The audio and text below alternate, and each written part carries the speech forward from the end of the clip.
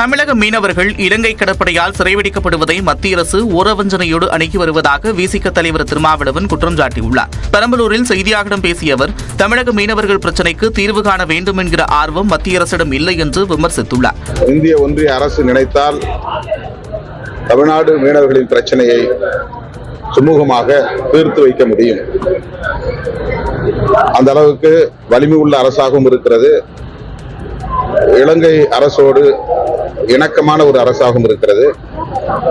ஆனால் தமிழ்நாட்டு மக்களின், தமிழ்நாட்டு மீனவர்களின் பிரச்சனைகளை ஓரவஞ்சனையோடு அணுகுகிறது என்பதுதான் இந்த பிரச்சனை தொடர்வதற்கு காரணமாக நான் பார்க்கிறேன். தமிழ்நாட்டின் பிரச்சனைகளை மத்திய அரசு கண்டும் காணாதது போல் இருந்து வருவதாகவும் திருமாவளவன் குற்றம் சாட்டினார். தமிழ்நாடு வேளாண் பட்ஜெட்டில் பல ஆண்டுகால கோரிக்கைகள் இடம்பெறவில்லை என்று தென்னை விவசாயிகள் ஆதங்கம் தெரிவித்துள்ளனர்.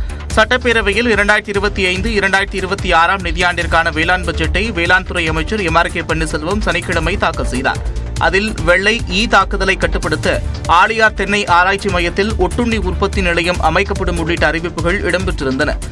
இந்நிலையில் பாமாயிலுக்கு மாற்றாக நியாய விலைக் கடைகளில் தேங்காய் எண்ணெயை விற்பனை செய்ய வேண்டும் உள்ளிட்ட பல ஆண்டுகால கோரிக்கைகள் பட்ஜெட்டில் இடம்பெறவில்லை என்று தென்னை விவசாயிகள் வேதனை தெரிவித்துள்ளனர். வாடல் நோயினால் பாதிக்கப்பட்டதுக்கு ஒரு நல்ல தீர்வாக அரசு இந்த பட்ஜெட் கூட்டத்தில் அறிவிக்காத ஒரு வருத்தமா இருக்குதுங்க. உடலுக்கு ஊட்டச்சத்து மிக்க இந்த தேங்காய் எண்ணெய் ரேஷன் கடையில் கொடுக்கறதுக்கு அறிவிப்பு இந்த பட்ஜெட்ல வரும்னு எதிர்பார்த்தோம். நிச்சயம் நம்முடைய தமிழ்நாடு முதலமைச்சர் இந்த பட்ஜெட் கூட்டத்தொடர் முடியறதுக்குள்ள அந்த அறிவிப்பு வெளியிடுவார். நாங்கள் இன்னும் காத்துக்கிட்டு இருக்கிறோம்.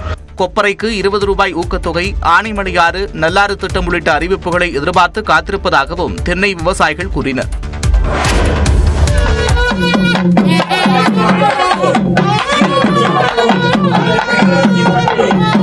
கோபிச்செட்டிப்பாளையம் அருகே தாங்கள் பயின்ற பள்ளிக்கு முன்னாள் மாணவர்கள் மேலதாளம் முழங்க பல லட்சம் ரூபாய் மதிப்பிலான பொருட்களை கல்வி சீர்வரிசையாக வழங்கிய காட்சிகள்தான் இவை. ஈரோடு மாவட்டம் பங்களாபுதூர் பகுதியில் ஊராட்சி ஒன்றிய தொடக்கப்பள்ளி 1924ஆம் ஆண்டு ஆரம்பிக்கப்பட்ட நிலையில் தற்போது 100ஆண்டு விழா காண்கிறது. இதனை முன்னிட்டு பள்ளி வளாகத்தில் விழாவிற்கு ஏற்பாடு செய்யப்பட்டது. இதில் சீருடைகள், நோட்டு புத்தகங்கள், ஸ்மார்ட் டிவி, இருக்கைகள், குடிநீர் சுத்திகரிப்பு இயந்திரம், விளையாட்டு உபகரணங்கள் உள்ளிட்ட பல லட்சம் ரூபாய் மதிப்பிலான பொருட்களை பள்ளியின் முன்னாள் மாணவர்கள் கல்வி சீர்வரிசையாக வழங்கி அனைவரையும் நெகிழச் செய்தனர். இந்த பொருட்கள் மேலதாளங்கள் முழங்க ஊர்வலமாக கொண்டுவரப்பட்ட நிலையில் ஆசிரியர்கள் ஆரத்தி எடுத்து வரவேற்றனர்.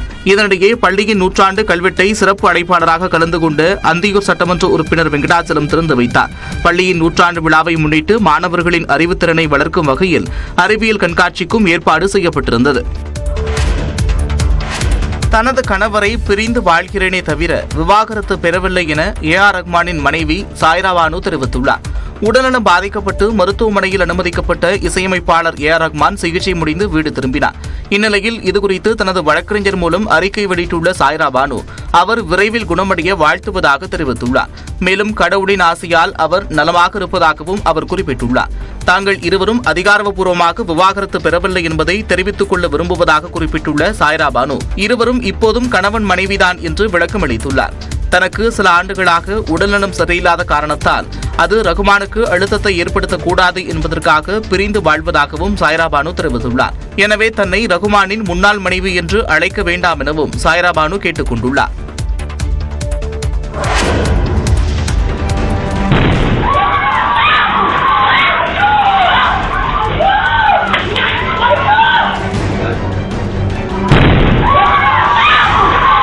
திருப்பூரில் மின்கசிவு காரணமாக சிலிண்டர் வெடித்ததில் காதை பிளக்கும் அளவிற்கு கேட்டு சத்தம் அனைவரையும் உறைய வைத்தது. வளையங்காடு பகுதியைச் சேர்ந்த இளங்கோ என்பவர் பனியன் நிறுவனத்தை நடத்தி வருகிறார். இதன் பின்புறம் உள்ள அறையில் அவரது குடும்பத்தினர் வசித்து வருகின்றனர். இந்நிலையில் சனிக்கிழமையன்று இரவு இளங்கோ மற்றும் அவரது குடும்பத்தினர் வீட்டில் உறங்கிக் கொண்டிருந்தனர். அப்போது மின்கசிவு காரணமாக புகைமூட்டத்துடன் தீ விபத்து ஏற்பட்டதாக தெரிகிறது. இதனால் அங்கிருந்தவர்கள் அனைவரையும் வெளியேற்றிவிட்டு இளங்கோ தீயை அணைக்க முயன்றுள்ளார். அப்போது யாரும் எதிர்பாராத வகையில் வீட்டிலிருந்த சிலிண்டர் பயங்கர சத்தத்துடன் வெடித்து சிதறியது. இதனைக் கண்டு அங்கிருந்தவர்கள் தலைதெறிக்க ஓடினர்.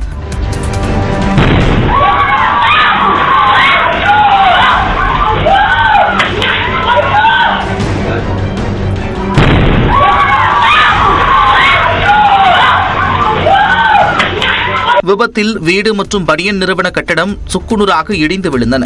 மேலும் 30 லட்சம் ரூபாய் மதிப்பிலான பொருட்கள் சேதமடைந்திருப்பதாக கூறப்படுகிறது. இதுகுறித்து அனுப்பர்பாளையம் காவல் நிலையத்தினர் வழக்கு பதிவு செய்து விசாரித்து வருகின்றனர்.